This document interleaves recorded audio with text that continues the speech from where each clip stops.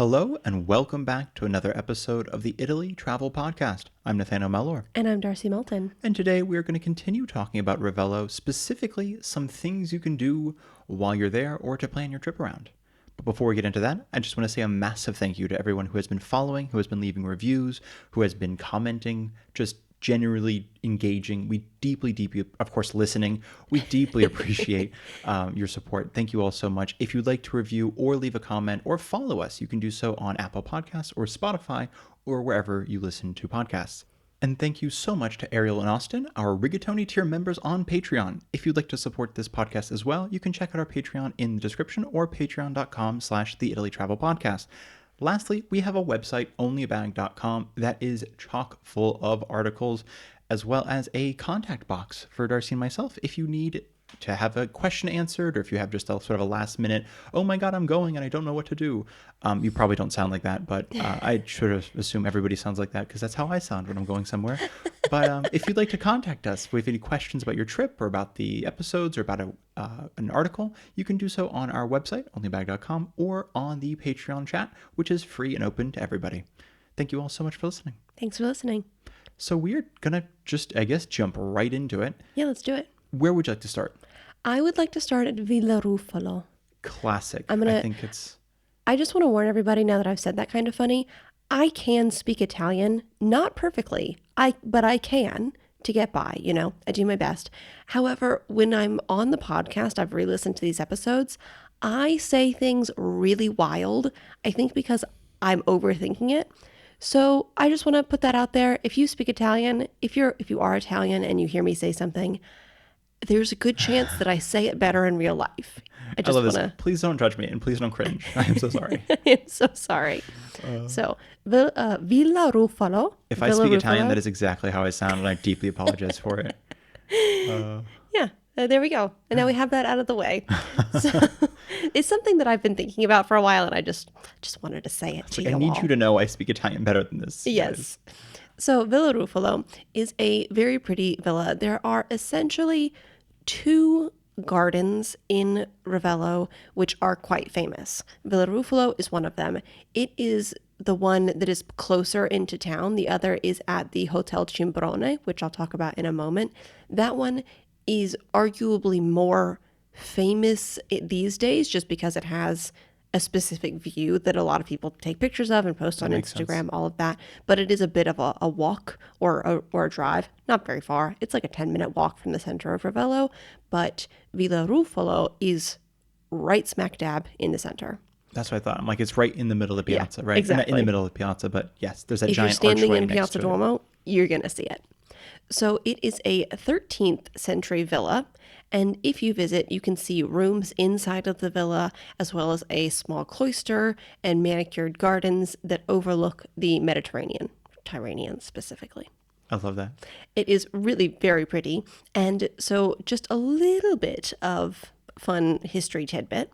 So the villa and the owner, Landolfo Ruffalo, great name, Landolfo. So he and the villa were mentioned in the Decameron by the author Giovanni Boccaccio, which is pretty cool. Is really cool. It's where the Decameron takes place, or just mentioned as one of the stories? It's just mentioned as one of the stories. So the Decameron takes place in just outside of Florence, and everybody, I think it's a group of 100 stories. So everybody tells a story each night throughout the book, and this villa is mentioned in one of the stories people tell. Before people start thinking that we have read Boccaccio's Decameron, we have not. We instead saw the TV show. Which is very good. Highly recommend it. Very good. And they did not mention this villa in it. But I don't want y'all thinking like, wow, they're really read up in classical Italian literature. We are not. No. I would like to read it. It seems interesting. It was banned I think it was banned by like the papacy for a while. It was spicy. That makes sense. They banned a lot of stuff. But we watched the modern version. There's an older... Yeah. It's not even older. It's like from the 80s maybe was a movie, and then there's a TV show. But we definitely watched the more recent one. Recommend it. It was funny. So yeah, so that's quite fun. I had no idea. And it is €8 per person to visit. It is not free, unfortunately, but it's not so bad. And €6 for people over 65 years old or ages 5 to 12. I think under 5 is free, I think. That makes sense. A lot of things are like kids kids don't count. Yeah, exactly. But that's not bad. I mean, 8 is hefty, but honestly not terrible for what you get. Exactly. I think if you have the time and you want to, it seems like a leisurely wander to see something interesting and historical, and then have a really pretty view over the water. It's not too bad. That's beautiful, though. Yeah. So the other place that is these days more famous is the Infinity Terrace at the Villa Cimbrone Hotel. Okay. And I say these days more famous. I'm going to mention someone famous who went to Villa Ruffalo and was just stunned by the beauty.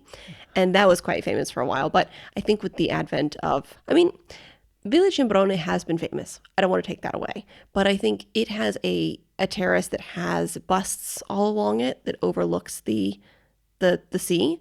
And Busts. busts. Okay. I Sorry, think like as in a bus. And I was like, oh, no, that's it's awful. busts. That's horrible. Okay. like a head, a sculpture of a head and shoulders. So those are all along this infinity terrace. And it just seems to me that a lot of people take photos of that and post on Instagram. It seems the more social media geared one for sure. Yeah.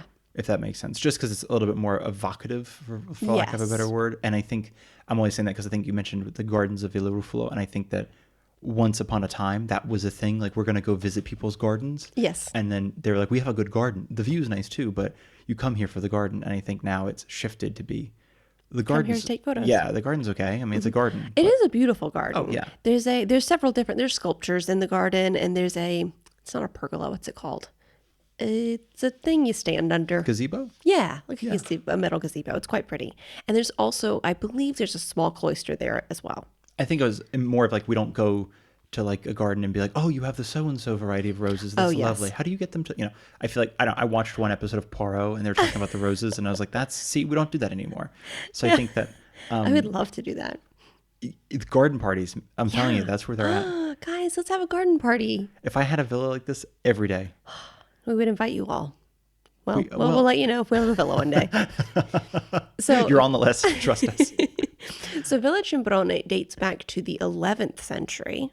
Oh, okay. So older than Villa Ruffalo. However, very little of that original structure is visible today. Okay. In the 20th century, it was remodeled and extended, and that is when a lot of the garden was also established, reestablished, remodeled. So it was arguably just like a building and some land before that.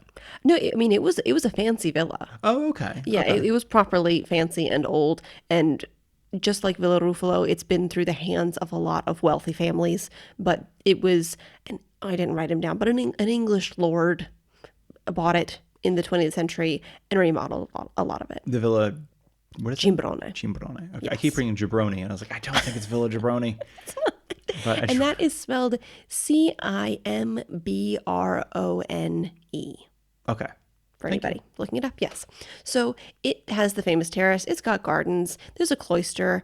I think the biggest difference between this and Villa Ruffalo, aside from Villa Cimbrone being a little bit farther away, so it's a walk from the center of town, is that it is a fancy, it's like a luxury hotel. Okay. So it doesn't seem like there's that much of the interior that you can visit if you're not staying there. It's more that you're visiting the gardens, where Villa Ruffalo, you can actually visit the interior of a much older building and see some of the rooms. And Villa Ruffalo is like a museum, more or less? Yes. Okay. It's more or less a place it's a museum, a gardens place you can go as a tourist. I guess a hotel is where you can go as a tourist as well. But this isn't like Villa Ruffalo is not a hotel. No. Oh, okay. No. Okay. That makes sense. And if you are thinking about staying at the Villa Cimbrone, I have some prices for you. I'd love to know them. So it is about 900 to 1,000 euros per night for the classic room. Nathaniel's making a face. I thought, yeah, well, okay. It doesn't have a sea. I want to be very clear. Just throwing that out there. Okay. Mm-hmm. Oh, but if you want the sea view room, okay, this is pretty close. That is 2,000 euros. When are these prices for? This is for anywhere from July to October. Okay. To be fair, that is. I didn't check December, but I did check October. That is like the height of the season, I guess. So you can get the studio with the sea view, or it's like a terrace and the sea view for 2,000. Wow, that's reasonable. Yeah, so there you go, in case you're looking to stay there. Do they have a pool? Do they have some sort of water feature? Oh, that's a great question. I kind of assumed that they have a pool, but I don't think they do. Huh, I guess that There might be a spa. I'm sure there's a spa sort of situation though. Interesting. That's not the Okay. same as a pool, but Is there some sort of water I can splash I myself just with? really need a water Is there feature. a fountain outside I could just spritz myself That's a with as good I go question. by? That's Yeah, interesting. I don't know. So, yes, but if you want to just visit for the day, it's much more affordable than staying for the night. It is 10 euros per person. Okay. Yeah. But you don't get to see any of the rooms. I don't think so. I think there might be a small museum associated with Oh, it. that's actually neat. But in general, you're seeing the gardens. Beautiful. Yeah. Which do you know like which ones are bigger? Or I In mean like terms of gardens, in terms of gardens, in terms of space, like is any of I them big enough to just kind of stroll around for an hour or yes. two? Okay. So my sense, this is not 100% accurate, but my sense is that Villa Ruffalo is larger in terms of what you can see. That is including the cloister and the interior of the building as well as the garden. But it does seem to me that Villa Cimbrone has a larger garden itself compared to Villa Ruffalo. Okay. Okay. Does that make sense? Yeah. So bigger garden at Villa Cimbrone, but if you're just looking in terms of I just want a place to roam that also includes an interior, I would say Villa Ruffalo. That makes sense. Okay. But if you're really into gardens and seeing that sort of thing, if you're staying in Ravello, certainly you can see both of these places in one day. It's just that maybe if you're going for only a day trip, I would say choose one That makes in sense. terms of having time to makes really sense. see it. Okay, because I was curious also just about, I know in some episodes we've talked about this sort of, if you do need to get out of the hubbub and you kind of want to just relax, gardens are a good place to do it. And I didn't know if, sometimes I know like the ones that are like Villa Cimbrone, it's maybe a bigger garden, but I didn't know if it's like sort of designed to kind of get you to the view and then get you out of there. I don't think so. I think both of these places you can have a nice little wander. Perfect. Okay. And I wouldn't say it's as big as like a botanical garden or anything like that we might think of, but it is a nice sculpted fancy villa garden. What more could you ask for? Yeah, exactly. Lacking a pool apparently, but you know, Yeah. that's okay. Yeah. So, shall we talk about the music festival? Yes, which is, I believe, every year, but it's sort of also loosely coming up, which is one of the reasons we wanted to talk about already Ravello. happening. It's already happening, which is one of the reasons we wanted to talk about Ravello. Yes, so this happens every year. It's been happening since the 50s, and it happens this year from July 4th to September 5th. Okay, see, I saw the September, and I was thinking it was all in September. It's quite a, I thought it was a shorter window, but it is quite a long period of time that this festival happens. And it is essentially a music festival that is diffused over time, obviously, so July to September, as well as around the city of Ravello. So, Oh, yeah, it's not always in the same space. that is surprising. I thought, okay, interesting. So interestingly, there is a famous theater. Yeah. Not an amphitheater, it's just a theater, a concert hall, which to me, if you're coming from the like Maori Minori Salerno side, it looks like an evil lair. It very much does. Like, who's the guy from Despicable Me, the bad guy? Gru? No, he's not the bad guy. Gru is not the bad guy? I've not. No, Gru is the good guy in Despicable Me. They know, what are you talking about? The guy with the bowl cut hair Oh, and the orange tracksuit. I love that you thought I remember his name. Okay, I don't remember his name, but he would be the kind of character who it looks like would live in this concert hall, which looks like an evil lair, but it's really a concert hall. That is fair. So, surprisingly, whenever I looked up this music festival, I didn't see any events happening in that music hall. I'm sure they do, but that is to say that a lot of them are in different spaces. Okay. So I think the Piazza Duomo has some, Villa Ruffalo has some, so that is an interesting way to maybe see both of those. Yeah. That place and see two different things. You can see the villa and go to a concert there. Lots of the concerts are at Villa Ruffalo, and there's another one that I can't remember, but it's another piazza, I think, in town where different concerts will happen. And I was curious, or I'm surprised sounding, because I know that from a lot of their around this time of year, this is a smaller production, but they do kind of they are widespread, if that makes sense. Like that's maybe a bad way of explaining, but it's not uncommon at this time of year to go around like Salerno or the region we are, which is in the south, and find like pamphlets and signs and stuff like that, because they do a big marketing push to kind of get local people to show up. Obviously, why not? And a lot of their imagery is of the view, and I assume the view from from Villa Ruffalo. So I thought that it was like, oh, that is just the amphitheater, or that's where all of it takes place. I didn't realize it was around town. That makes kind of interesting then. Yeah. Because I think a big draw, obviously, and one of the reasons we wanted to talk about it is because it is usually set up so you can see the people performing, and then behind them is the Gulf of, well, Salerno. It's the southern Gulf. Yes. So you get a nice view as you listen to the music. And it is different kinds of music depending on the concert that you go to. And of course, it's lots of different musicians. It's not just, 5 people on rotation. It's lots of different people. Interesting. Wait, okay. I definitely thought it was classical music, all of it. It's classical-ish. So it's opera, symphonic, symphonies, and Baroque, specifically, music, as well as jazz. Okay. That is... The jazz is a fun one. I know, right? The others kind of go together, and then jazz.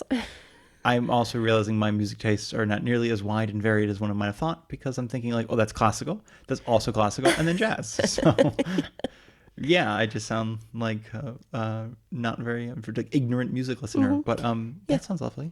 Sorry, I didn't mean to say that you're ignorant. I was thinking that there are, so obviously if y'all go to concerts, classical concerts, I'm sure you know this, but it's kind of new to me, is that people will play obviously a specific composer for each concert, or 2 different composers for each concert. So I think that's why it's specific about like symphonic or Baroque. Like there are that makes sense. Different Baroque composers, thank you, who they will play. And so do you know why this started in Ravello? I mean, are they famous for their composers? Or? Okay, so yes. Okay, so this festival is also known as the Wagner Festival. Oh. I had no idea.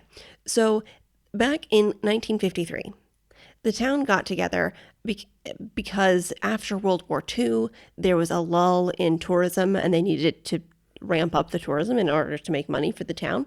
So they all got together and they were like, hey, Wagner visited here a while ago. They're like, yeah, he did.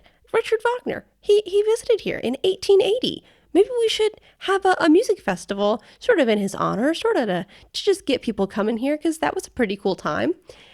And brilliant. That is 100% how Italians, I feel like, by and large, will make something happen. Yeah. So Wagner did visit. He visited Villa Ruffalo in 1880, and he loved it so much. He thought it was so beautiful that apparently he quoted his own opera, which is called Parsifal, I think. And he said, here in the enchanted garden of Klingsor, which sounds like it's from Star Trek. I'm laughing with you, Wagner, not at you, I promise. I'm sorry. I'm sure I pronounced that word wrong, is why it sounds like it's from Star Trek. So I just love that he was so awestruck by this beauty. He was like, let me quote my own opera. Interesting move. Fascinating. And so that's why they established the music festival, because Wagner visited and they wanted to ramp up some tourism.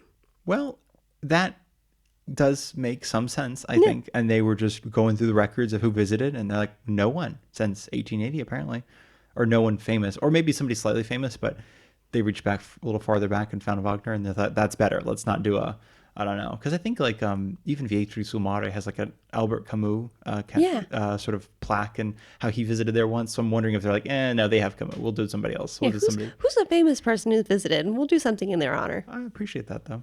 Yeah, so that's where the music festival happens. Beautiful. It's pretty cool. And to round up what to do in Ravello, let's talk about some things you can do outside of Ravello. Day trips. Perfect. Segue. It counts. Yeah. So as we've said in our last episode, and I think as we probably have alluded to in this episode, Ravello is not on the sea. It is up in the mountains. So if you're wanting to go to any beaches, or really just have a look at any of the towns nearby, some of the closest towns, as well as towns with beaches on the Amalfi Coast, are Atrani, which is just below physically Ravello, as well as Maiori and Minori to the east. And it's also close enough to Amalfi. But if you're looking to just kind of get to a nearby beach town, I would recommend Atrani, Maiori, and Minori, which are all about 20 to 30 minutes by car. Of those three, is it Maiori or Maiori? Maiori? I always call it Maiori. I think it's Maiori, is the farthest of the three at 30 minutes away by car. And you can walk to Atrani, as we talked about in not last week's episode, but on Wednesday's episode. You can, if you are feeling intrepid, walk down to Atrani, and then if you're feeling less intrepid, catch a bus back up because, well, you've done the hard part. Yeah, and Atrani is really beautiful. It's very, very small and has a decent amount of space. It has a decently sized beach, is what I'm trying to say, compared to the size of the town. And it's really quite beautiful, I think. That makes sense. Minori and Maiori are more flat than they're like kind of the flattest They are, of the Amalfi Coast towns. Maiori, I think we've talked about before, is a great place to stay on the Amalfi Coast if you're a family or if you're someone who needs to be in a place that's quite flat. It's a bit more new looking compared to a lot of the other towns. So I would say it's probably not quite as beautiful, but it does have a long stretch of beach. Yeah, and a boardwalk. Exactly. To great, walk along. Great for families. There's a really pretty boardwalk every time we drive through, we just see families and kids playing all on on the little playground, walking around with a gelato. It's nice. And then if you want to go farther to the east, Vietri sul Mare, Cettara, Erchie are all within an easy drive, I feel.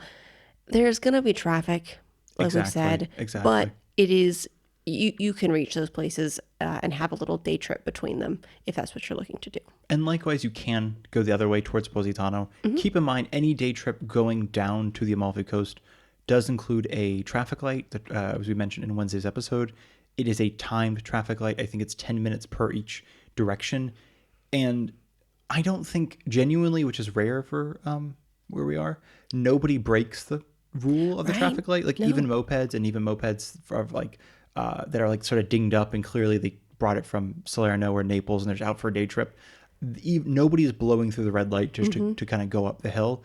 And I think partly is due to the fact that there are some like the rented vans or the buses that come down or go up that are not assuming somebody's on the road. So they are moving at a pretty steady clip. Yes. And I mentioned that just not that any of you guys listening are gonna like take a moped and then go through the red light, but just keep that in mind. There's no like quick way down the road. However, from what I can find, going the other way towards like Nocera in Fiore, towards Angri, which is basically towards...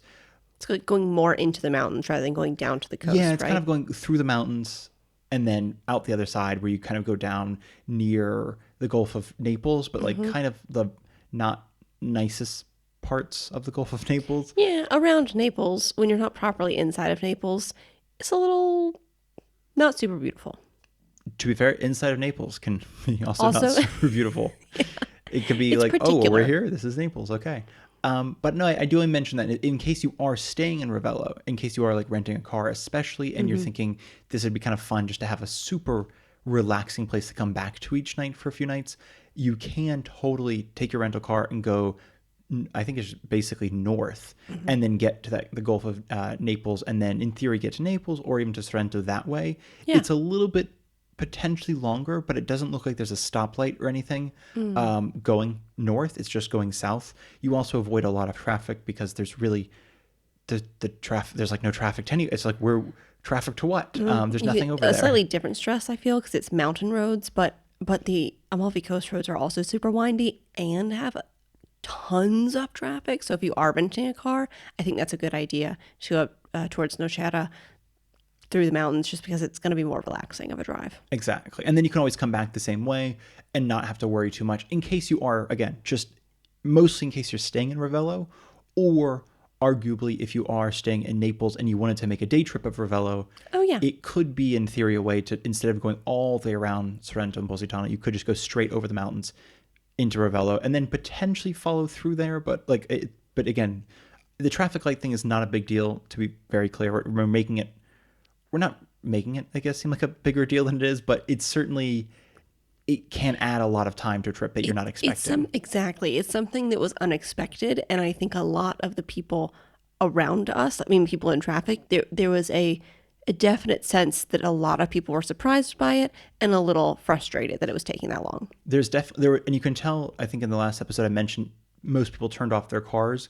I think you could tell by the people who didn't turn off their car that they thought it would be like a normal traffic light of like, oh, eventually we're going to be able to go. And a lot of the rented like hired vans and stuff like that were the ones turning off the car thinking, yeah, well, we're here and we're just going to save some gas. So keep this in mind just in case you do go for a day trip out of Ravello into Ravello. Again, I don't recommend going around the back just because, I mean, unless you're coming from Naples with a rented car, maybe if you're coming from Sorrento, but it's so much longer that you're probably not saving time unless you happen to be going like absolute height of summer or on some rare, super crowded day. I will also say too, if you are renting a car, we keep mentioning this isn't necessarily a car rental episode, but the Waze app does actually seem to be somewhat updated. Like people here do use it somewhat. Not And that's sort of, you put in the traffic situation, right? I think so. I think it's a user submitted thing. Okay. Unlike, because Google Maps I think is not user submitted. They just track whoever has Google Maps on their phone open, how slow they're going, and then they extrapolate that there's an accident or something like that.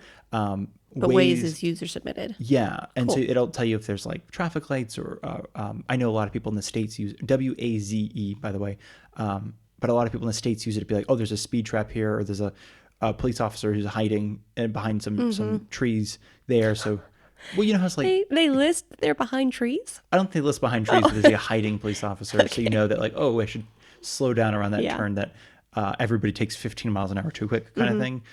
So there's that, like people will list certain things, and that is helpful because you can kind of get an idea of like, oh, like especially when there are, sometimes it gets really busy, they will get the street police, the polizia stradale, Or the little lollipop signs? little lollipop signs, exactly, to direct traffic, which can be a little bit, you can be unsure of it because they're typically trying to get people onto the main road away from the sort of small tributaries of the main road, if that makes sense.